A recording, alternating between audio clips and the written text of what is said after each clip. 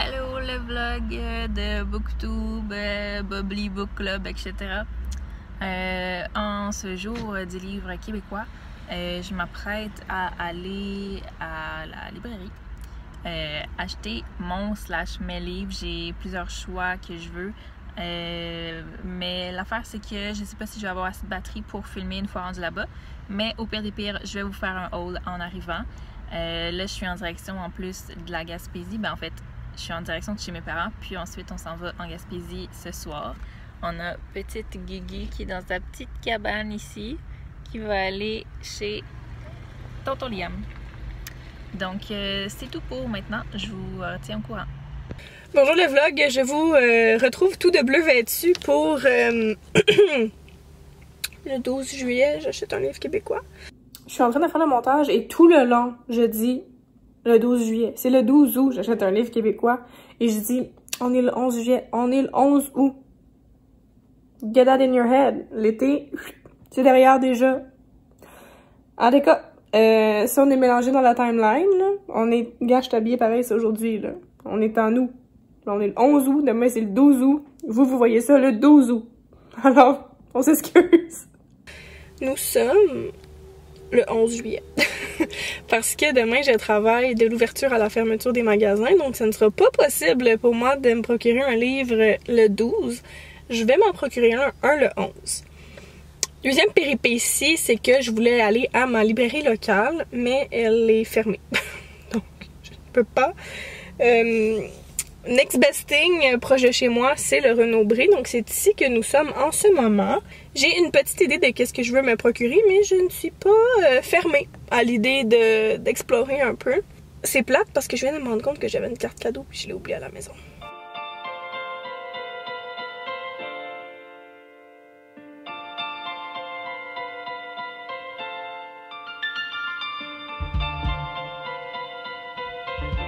Me voilà de retour. Donc je disais, une chose à savoir à propos de moi, c'est que c'est très rare que j'achète mes livres à plein prix. Alors moi, payer 40$ pour 2 livres, ça me fait mal. J'ai décidé d'y aller avec des auteurs connus, que j'aime déjà. Comme ça, je sais que je me trompe pas. Donc j'ai acheté Je t'aime beaucoup cependant de Simon Boulris. Puis ça disait derrière que c'était comme un retelling un peu de l'histoire de Cédrica Provencher. Donc j'allais dire very fun, vraiment pas là. Intéressant.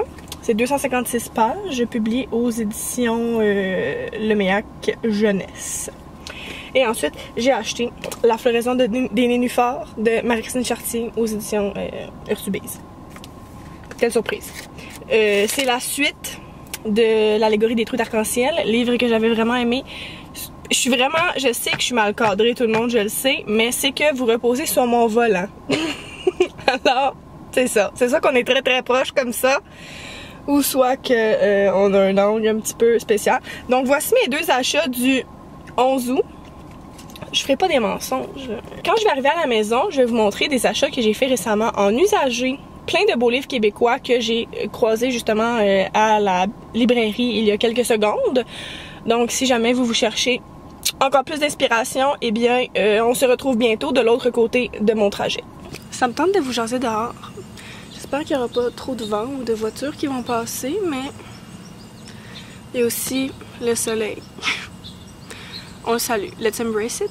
Mais comme je vous ai dit, j'ai des petites recommandations supplémentaires, donc en plus de ceux dont je viens de vous parler quelques secondes plus tôt. Donc je viens de terminer Leslie et Coco de Marie Demers et si vous l'avez déjà lu, c'est pas grave parce que le deuxième tome, Leslie, vient de sortir. Donc c'est un moment parfait pour soit vous procurer le premier ou soit lire le deuxième. La fin est assez abrupte dans Leslie et Coco, donc on est chanceux de ne pas avoir à attendre des siècles avant de pouvoir lire le 2. Je suis pas focusée, hein. C'est pas grave. J'espère aussi qu'on n'entend pas trop les oiseaux. Seconde suggestion, En route vers Nowhere, un gros coup de cœur pour moi, qui est le 1. Vous avez la suite, Fausse route, qui est sortie récemment. Pas vous mentir, j'ai vraiment préféré En route vers Nowhere par rapport à Fausse route, mais ça fait du bien de retrouver nos personnages qu'on aime du premier tome. Ça c'est par Sophie Lorrain, publié aux éditions Urtubise. Très très bon. Leslie et Coco aussi, édition Urtubise. Vous allez vite comprendre, c'est ma maison d'édition préférée. Moi, n'importe quoi qui est publié, je l'achète. Ensuite, ben, comme je vous ai dit, avec La floraison des nénuphars, Marie-Christine Chartier, tout ce qu'elle écrit, je l'adore. Donc ici, j'ai Tout comme les tortues. Mais il y a aussi l'allégorie des trous d'arc-en-ciel qui est le 1 de La floraison des nénuphars et Le sommeil des loutres. Donc ça c'est des petites romances YA, vraiment le fun, une autrice québécoise à supporter. Alors on peut voir ici que j'ai pleuré dans ce livre. Un autre qui est pas très récent mais que j'avais tellement aimé, vous pouvez voir par la notation. J'ai ri, j'ai pleuré, j'ai appris des nouveaux mots. Mais ça, c'était vraiment très très bon. Ça raconte l'histoire de 3 femmes dans 3 époques différentes qui sont toutes liées par l'amour de la cuisine. Ensuite, lecture récente, Les fourchettes de Sarah Maud Beauchesne. Oh, c'est gossant! Ça, si vous êtes comme moi, dans la vingtaine, c'est très pertinent et très léger à lire. Léger. Je sais pas si c'est le bon terme.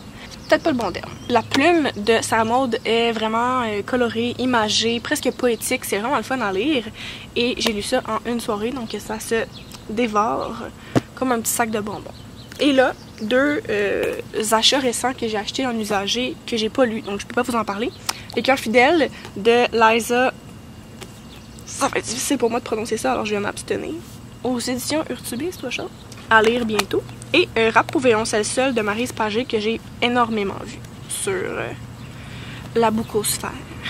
Autant YouTube que Instagram que Goodreads. Donc voilà, j'espère que j'ai pu vous donner quelques idées d'achat pour aujourd'hui, le 12 août. Mais toutes les journées sont bonnes pour acheter de la littérature québécoise, faut garder ça en tête. Donc bon 12 août tout le monde, bonne journée!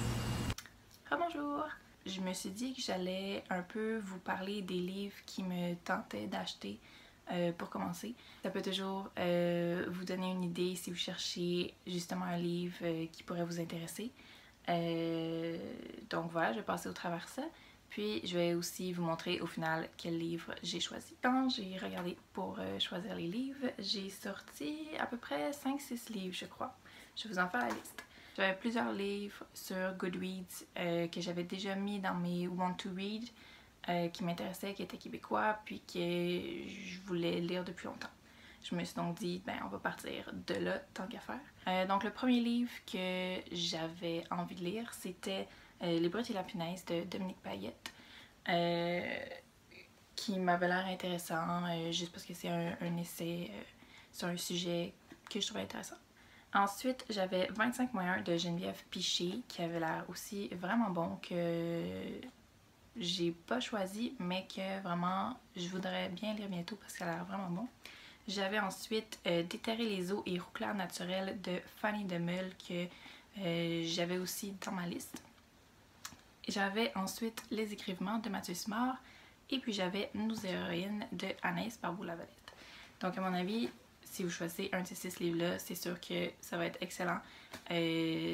Chaque livre, les critiques avaient l'air bonnes. C'était des livres qui avaient l'air vraiment bien écrits, qui avaient l'air intéressants. Bref, vraiment des livres que je pensais que j'allais adorer. Donc là, je me suis dit, je peux pas aller à la librairie avec 6 livres en tête, sinon je vais toutes les acheter. Je me suis donc fait une liste de 2 livres seulement, qui étaient au final Les écrivements de Mathieu Simard, puis j'avais choisi un des 2 livres de Fanny Demeule. Je me souviens plus si c'était Déterrer les eaux ou Rouclair naturel, mais je m'étais dit, si j'en vois un des 2, je vais le prendre. Puis ça va me faire mes 2 livres pour la journée du 12 août. Et finalement, quand je suis allée à la librairie, le seul livre que j'ai trouvé, c'était Les écrivements de Mathieu Simard. Tous les autres livres de ma liste n'étaient pas à la librairie que j'ai été. J'ai été un peu malchanceuse, même mon copain qui voulait s'acheter un livre québécois était pas là. Donc finalement j'ai fouillé un peu, puis j'ai quand même fini par trouver 3 livres en tout, comprenant dans le fond les écrivements, que j'ai décidé d'acheter. Je vais donc vous les montrer. Et oui, je sais que c'est un peu exagéré, 3 livres plutôt que 1, mais je pouvais pas m'en empêcher. Donc premier livre, j'avais Les écrivements, juste ici, que j'ai déjà lu, donc je peux vous en parler un peu pour ceux qui s'intéressent. Je vais vous lire d'abord la 4e de couverture, puis ensuite vous donner mon avis sur le livre. Les traces de pas dans la neige finissent toujours par disparaître, comme des souvenirs qu'on est forcé d'oublier, soufflés par le vent ou effacés par le soleil. Celle de Suzor, partie un soir de décembre 1976, n'existe plus depuis longtemps. Pourtant, Jeanne les voit encore chaque jour par la fenêtre du salon. Pendant 40 ans, elle s'est promis de ne jamais le chercher, mais lorsqu'elle apprend qu'il est atteint d'Alzheimer, sa promesse ne tient plus. Elle doit retrouver Suzor avant qu'il l'oublie. Dans un Montréal enneigé, aidée par une jeune complice improbable, Jeanne retracera le chemin parcouru par Suzor et devra, pour ce faire, revisiter leur passé. La famille qu'ils n'avaient pas, leur jeunesse en solitaire, le voyage en récit dont elle porte encore les cicatrices, le trou dans le mur de la cuisine, le carnet que la petite n'avait pas le droit de lire, les boutons trouvés sur le trottoir. Je ne veux pas être la seule condamnée au souvenir de nos bonheurs, dira Jeanne dans ce doux roman sur les caprices de la mémoire, sur ces choses qu'on oublie sans le vouloir et celles qu'on choisit d'oublier. J'ai vraiment adoré ce livre, je lui ai mis 5 étoiles. Je le conseille à tout le monde, c'est super bien écrit, c'est une histoire qui est vraiment originale. Je pense pas avoir déjà lu quelque chose de semblable. Les personnages sont attachants. L'histoire aussi, il y a un moment, par exemple, comme ils disent, il y a quelque chose qui s'est passé en Russie pendant la guerre froide quand ils sont allés là-bas. Puis la chose qui se passe, c'est basé sur une histoire vraie en fait, que j'avais déjà entendue, donc je trouvais ça encore plus intéressant de lire ça. Puis ouais, vraiment merveilleux livre. Je le conseille à tous pour la journée du 12 août si ça vous intéresse. Le deuxième livre que j'ai trouvé, qui était aussi sur ma liste de livres sur Goodreads, mais que j'avais juste pas choisi dans mes 6 premiers choix, c'est Tenir tête de Gabriel Nadeau-Dubois. C'est un petit livre, je pense que c'est plus style essai politique, mettons, comme c'est Gabriel Nadeau-Dubois. Mais c'est un sujet qui m'intéresse, donc je me suis dit pourquoi pas. C'est un petit livre quand même assez facile à lire que je vais lire rapidement. Donc je vous lis le derrière. Dans ce livre, écrit avec le style qu'on les connaît, on suit pas à pas Gabriel Nadeau-Dubois au fil des luttes, des rencontres décisives, des assemblées générales, des confrontations avec journalistes, ministres, juges et policiers, mais aussi dans son analyse de la grève de 2012. Chemin faisant, le lecteur prendra acte, non sans stupéfaction, de la misère morale et intellectuelle d'une certaine élite québécoise. Il renouera surtout avec la formidable vigueur des étudiants qui se sont opposés au mercantilisme de cette élite. Tenir tête doit être lu par ceux qui ont partagé la colère des étudiants, mais aussi par les autres, qui se surprendront peut-être à admettre que la cause des étudiants est également la leur.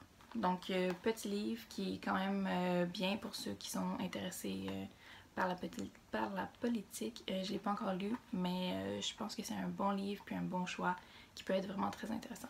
Finalement, le dernier livre que j'ai choisi, c'était pas un livre que j'avais déjà sur ma liste Goodreads, mais j'avais vu quelqu'un du Booktube Québec sur Instagram qui l'avait lu, qui avait donné une super belle critique. Donc quand je l'ai vu, je me suis dit, ben let's go, j'achète celui-là comme 3e livre, puis ça va être parfait. C'est Je suis une maudite sauvagesse de Anne Capèche, désolée si je le prononce mal, avec une préface aussi par Naomi Fontaine. Donc ça ressemble à ça ici. Anne Capèche signe un réquisitoire accablant contre les Blancs. Quand les Blancs ont voulu exploiter et détruire notre territoire, il n'a demandé de permission à personne. Il n'a pas demandé aux Indiens s'ils étaient d'accord. Ce livre est l'illustration flagrante de la dépossession dont sont victimes les Indiens et du crétinisme notoire du blanc moyen qui arrive dans le Nord imbu de lui-même et de sa civilisation. Il ressort de tout ça que ce que l'homme a fait et continue de faire aux Indiens est une belle saloperie. Ce livre, c'est le cadeau précieux qu'on offre à l'histoire.